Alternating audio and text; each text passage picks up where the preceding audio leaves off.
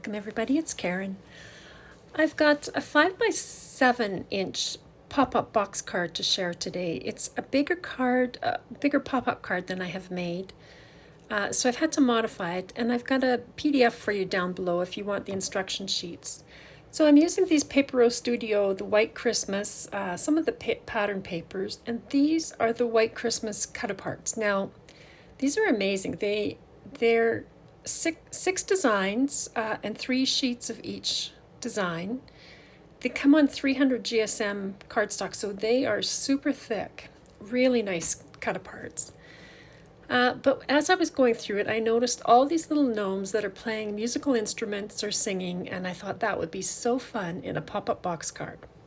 So here's what I've got. I've cut this one piece of pattern paper down to be a 5 by 5 inch, and that will cover the back of the card. So that's the card back. But what I did find is when I put this on my mock-up piece, those trees sort of got lost. And so I wanted the trees to go a bit higher. So I ended up cutting more of this off the top. So it doesn't go all the way to the bottom at the back of my card, but there's so much in there I don't think you'd notice it. So the back was 5 by 5 inches. Now these are the 2 angled sides, and they are 3 inches tall by 2.5 inches wide, and I'm scoring it 1/2 inch in on both of them. Now the one thing you do have to remember is that these are the sides. So one goes on the left and one will go on the right. So they fold in the opposite side, opposite way. So there I've got the 2 side pieces, and I'm showing you here, this is how I came about with the angled line. So the front cross piece is 1 inch tall. So I just put a mark there, and from the back corner down to that 1 inch line, I'm going to cut a diagonal line. So I'm just penciling it in for you. But here it is, I'm just cutting that off. And then when you do the other side, remember to rotate it or flip it the other way so that you've got 2 sides that will go, one on the left, one on the right. Now there are 4 cross pieces that are 5.5 inches wide by 1 inch tall, and you want to score all of these in 1/4 inch from each end.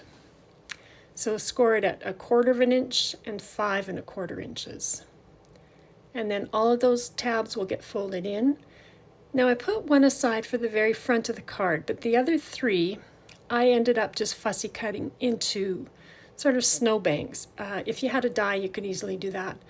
Quite honestly, once I had finished the card, you don't even notice the snowbanks because those gnomes take up so much space. So to assemble this box card, I've got the back down there, the 5 by 5 back. I've taken the release paper off this left side, and I've put some glue on just to make it a little bit easier, but you're going to line up that left side and the bottom. And again on the right side here, just taking the release paper off and keeping it folded, I'm going to line that up with the right hand side and the bottom. So those are the 2 side pieces attached now. Now the 1 cross piece that's nice and straight will go at the very front. So I've got the release paper off there, and I'm going to line this right up to that left hand side where we cut the angled line down to, and it should line up right against the edge of that side piece. And you want to flatten it down to the right and make sure it lines up along the bottom edge. Now here I have staggered my cross pieces along that angled line. I've taken the release paper off the second one, and I'm just staggering these apart. I am putting them on so that that fold on the tab goes just under that diagonal line. So you can see here it goes just below that angled line. And then when I fold it down to the left, it should line up with the one underneath.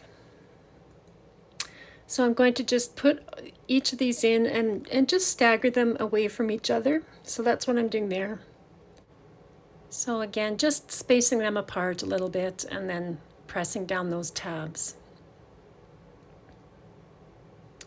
Now, once they're all on, you want to keep that side edge flat on your work surface and just fold the tabs over. So the side edge is flat.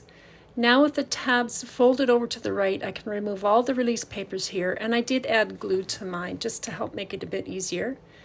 keeping that flat, you're going to just fold that right side edge over, and the bottom cross piece should line up right along the bottom edge of that side edge. So just give it a good press, make sure everything picks up. And then of course you're going to fold it back and forth so that it knows to go both ways. And so now we can put the back piece in the pattern paper. This will hide those side tabs that we got. So if you had put this in before, then the tabs from the side pieces would show up on this pattern paper, and I just didn't want that. So that's why I'm putting that in last. And then I used my corner rounder just to cut 1/2 inch round tops on mine. And then along the bottom and the sides, I just cut out little pieces of this extra cardstock to match, and I've used my Nuvo shimmer pen to just add a little bit of glitter along the snowbank edges there. So then it becomes time to start to glue things in. Now this little guy I wanted at the front. Now he hangs over the right hand edge, but if I fold my card to the right, it won't fit my envelope. So if I have him hanging over to the right, I have to fold my card to the left. So you can only have things hanging over on one side or the other, and then you're going to fold down in the opposite direction to make everything fit. So I'm just putting glue to the bottom inch of this little die cut piece and sticking him down to that cross piece. And these characters were that cardstock is really thick, so I didn't need to put these guys up on acetate. But if you've got other images that you want to put in, maybe acetate is the way to go, depending on what you're using. So I'm just filling in all my little cross pieces, adding things where I want it. And then this is the final card. So it folds down really quite flat. That's a 5 by 7 inch envelope. And when you pop it out, you just press it the other way.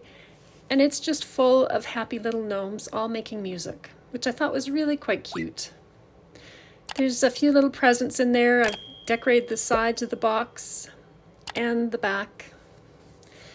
So you can see all those little gnomes there. It stands up really well. It's just a really fun Christmas card to give somebody. Lots of room on the back for your message.